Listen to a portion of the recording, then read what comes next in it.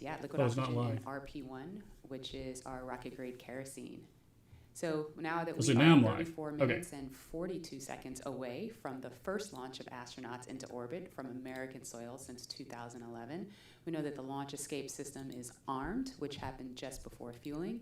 Dragon prop load happened weeks ago, actually just a few miles down the road at what we call Dragonland. And those propellants, which are MMH, or monomethylhydrazine, that's our fuel, and NTO, or nitrogen tetroxide, that's our oxidizer.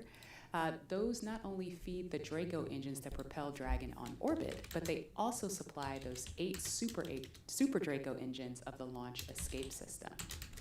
So I have one right here, a little model. Oh, it doesn't come off the stand. Don't break it, Lauren. All right, I know, it's very nice. So as you can see, the Dragon is actually broken up into 4 quads, and each quad has 2 of the Super Draco engines for a total of 8 of them. And as I mentioned, they are biprop. All right, this should be working. Oh no, my video's jacking up. No. Now, most abort systems from past space vehicles, I believe like Soyuz, Mercury, Apollo, they all had a pointy escape tower on top where there was essentially like a mini rocket engine or series of rocket engines on top. And if they weren't used, that escape tower would have to jettison itself from the vehicle. If it was used, it would be used to lift the vehicle off of the rocket. Well, Dragon is a little bit different in that its escape system is actually integrated into the vehicle, and that's great for a couple of reasons. One less thing you have to jettison on a nominal flight, and so they're pretty dormant. Just those throttle valves open. Oh, my word. Hopefully they never. This is the worst camera. And yeah, like legitimately that offers you is the worst camera. Escape from the pad all the way to orbit, because if you jettisoned your escape system prior to that, you couldn't. So yeah, that's little Dragon there. Again, new era, much safer design. Yeah, absolutely. Thanks for walking us through that, Lauren. Again, the launch escape system is armed. Oh, are you kidding me right now? The camera's died. They can shoot off of the pad away from the rocket. Oh, come on, man. man. Safety in the ocean. That is such a crucial safety capability. Why? And so now we want to go over to Hawthorne for an operational update with John. Thanks, Marie. We are counting down those final minutes. Everything is still looking good on the Falcon 9 and the Dragon vehicles for an on-time launch, but weather is trending the wrong way right now.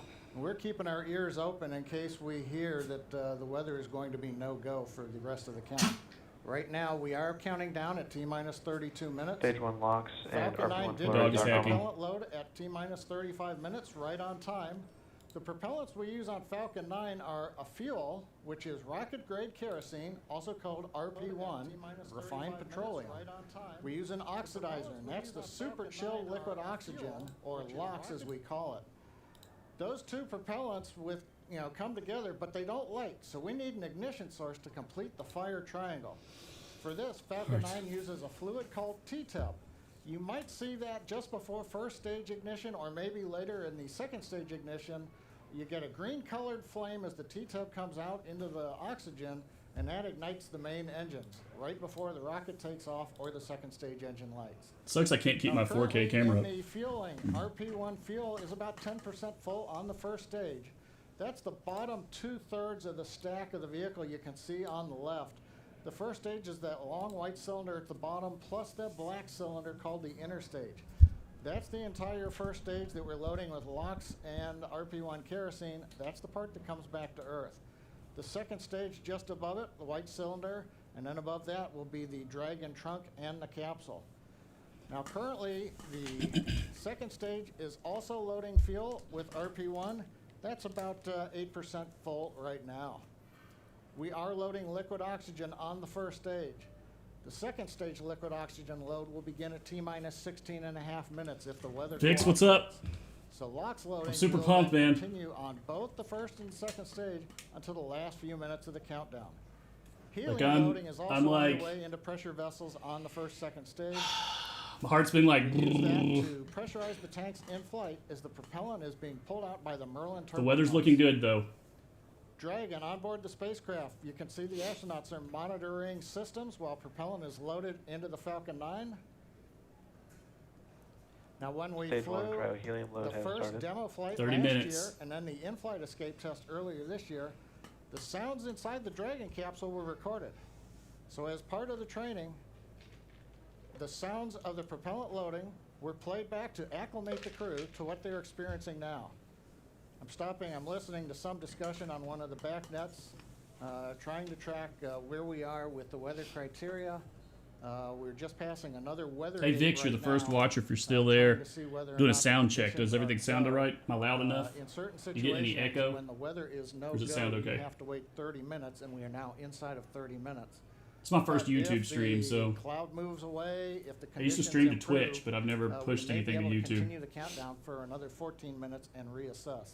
So we're waiting to see whether or not we can continue the count. Currently, we are. The range, they're ready to support with no problems in the air and the sea space area. But again, the weather, that's the one that's looking bad, and we're going to continue to listen. And as a reminder, today we have an instantaneous launch time. Okay. So at this point, if we hear a hold for any reason, No we're one's there. going to have to stand down and target our backup launch opportunity on May 30th.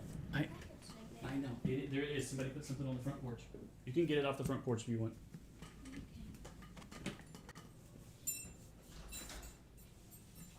For Demo 2, Bob and Doug's flight to station will take about 19 hours, and their journey is fairly similar to the trip our cargo Dragon makes back and forth to the International Space Station, with two noticeable differences: docking and splashdown.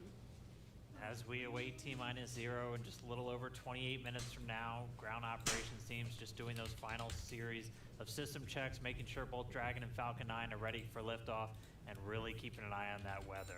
You're just continuing to get live views of the teams. You've got Falcon 9 and Dragon on your left, and then Bob and Doug on the right as they prepare at the Cape for liftoff.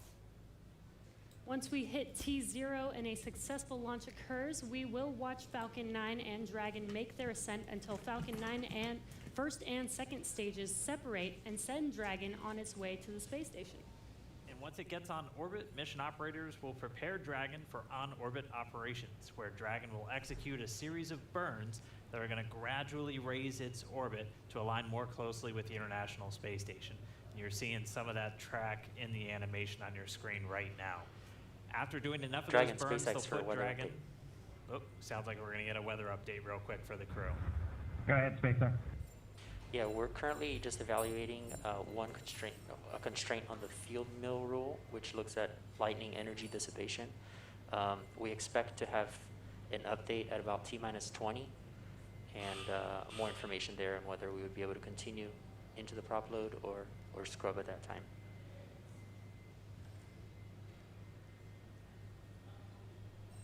Okay, Jay, thanks for the update. We appreciate it. Copy. So I'll give you some more words in about 6 minutes. Okay, so it sounds like we're going to Dragon find cap. out in about 6 minutes if we're going to have enough time. And John, I was referring to a couple of those weather situations where we have to have a certain amount of time. In this case, with the field mills, about 15 minutes. So they have until about 16 minutes and 30 seconds to really make sure that we're going to have enough time for that to dissipate. So we're going to be listening for that weather update in just a couple of minutes, but it is going to be a pretty interesting trip uphill for them once they actually get on orbit. And a very exciting countdown with 6 minutes to figure out if we are launching today. But targeting back to what we were talking about, next Dragon will make its approach and actually dock with the space station. This is a very different process from what we've seen with Dragon cargo deliveries in the past, which used a process called berthing. Now, berthing requires a spacecraft to approach the station and then stop so a crew member can maneuver the station's robotic arm to capture the spacecraft. Docking on this version of Dragon can be done autonomously. Stage 2 cryo-helium load started. Autonomously with no crew aboard the station. It's typically a faster process, both when arriving and leaving, but it does still require pinpoint accuracy to approach safely. Once captured, a spacecraft then gets attached to a common berthing mechanism. It's the same type of port that we use to connect each of the modules together on board station. It's a little bit slower process than docking, but the hatches are significantly larger than docking ports, which makes them perfect for bringing up large cargo items. And Dragon will spend up to 120 days docked before preparing to return home. Following successful completion of Dragon's test objectives and cargo loading operations, the crew will close out the cabin, perform final system checks, and configure the vehicle for undocking. Once the automated undocking sequence is complete, Dragon will complete 2 departure burns using its Draco engines, pushing it away from the space station. And then after Dragon departs the station, it's ready for its trip home. And that'll have deorbit entry and landing and a number of other operations. If you're looking at this animation, it might look like we're playing the one we played originally in reverse, because that's kind of how it goes, but just a little bit quicker. All of the operations following the final departure maneuver will include things like trunk separation, closing that nose cone again, executing a deorbit burn, and once they're inside the atmosphere, deploying drogue and then main parachutes, and then finally splashing down off the Florida coast, at which teams will move in, get Bob and Doug up out of the water, and get them out of the capsule once they're on the boat. So we have 4 minutes now until we get that next expected weather update. Let's go down now to the team at Kennedy. Murray? All right, thanks, Dan. If you're just joining us, we are now T-minus 23 minutes and 48 seconds from the first launch of astronauts to the International Space Station from U.S. soil in 9 years. We're going to find out in less than 4 minutes if the weather looks good for that. And this will mark the beginning of a new era where more people will be able to fly to space than ever before. In fact, we took a poll a little bit earlier to ask you if you had the opportunity to fly to space, would you go? And 86% of those of you watching answered that you would go to space. That's an incredible number. I think, realizing that you don't have to be a military astronaut or a NASA astronaut to fly in space. You can be a regular just a regular person going off to space on a SpaceX type rocket. So I think that's why the numbers are so high. Yeah, and we are really thrilled to see all the folks watching along online. I know we certainly hope that that this is a go, but we're going to hear a little bit of a weather update in less than 3 minutes now. And Leland, I know they're waiting for a weather update, and they've come, almost all the way down the count. What do you think Bob and Doug are thinking about right now? We on SES 129, we were having some weather problems, and I think we were getting close to the countdown, and then it seemed like the sky just cleared up right above our heads. We saw it, and we knew where we were going. And we always know that you can have any types of delays, fuel prop delays, all kinds of things that can happen. But we've trained over and over and over again for these types of scenarios, and so. We want to be safe. We want to be safe for our families, and we'll, do this another day if it doesn't work with the weather. I love that John I always says weather. It's that thing that everybody talks about, but no one can do anything about it. I know. And it is this interesting thing of just, succumbing to Mother Earth. She's going to tell us if we can go or not today. Right. Yeah. Well, if it happens, look at it this way. Bob and Doug got one really great rehearsal in, right? It's always best to practice and practice and practice, yes. So again, we're less than 2 minutes now from that weather update that is going to go directly to Bob and Doug, and we will quiet down so we can listen in for that. 2 minutes, I know baby. We can't wait to find out what that is. And Are we gonna make it? Those of you watching that have been following along, we are eagerly awaiting to hear whether the weather is going to be a showstopper today.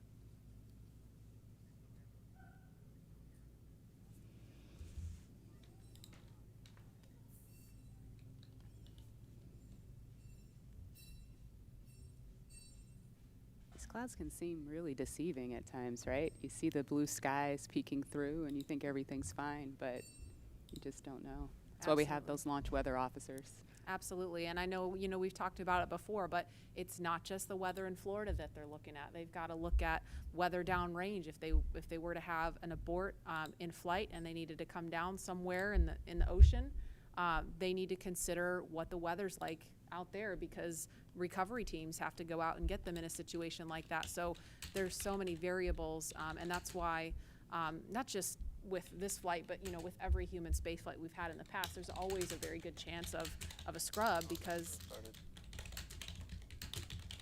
you do have so much criteria that you have to meet. And we're going to listen in now. We're just seconds away from a weather update. Stage 2, RP1 load complete. All right, they're loading fuel.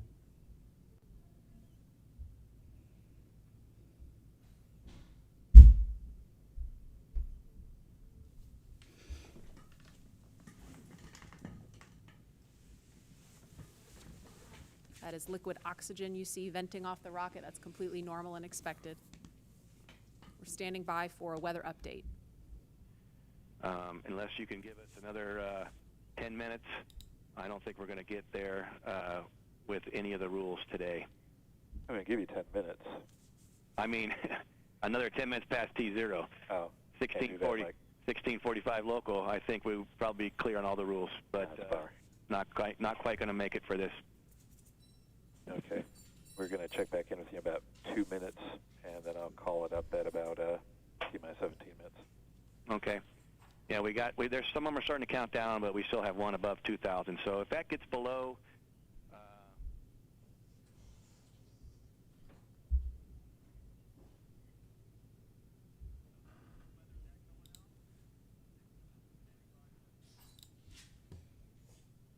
And that didn't sound great